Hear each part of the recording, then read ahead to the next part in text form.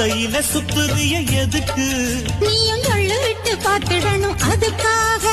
சில்லறைய கேக்குறிய எதுக்கு? கடன் சொல்லி விட்டு போயிடுவே அதுக்காக.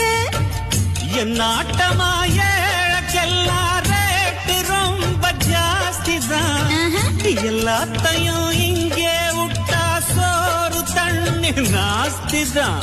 வெட்டியாக என்ன பேச்சு வெள்ளவாசி ஏறி போச்சு. நானும் தான் வாழணும். பக்கம் வந்த மாமா இதுக்கு பேரம் பேசலாமா?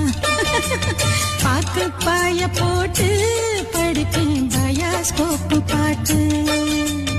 எப்படி எப்படி எப்படி அப்படி அப்படி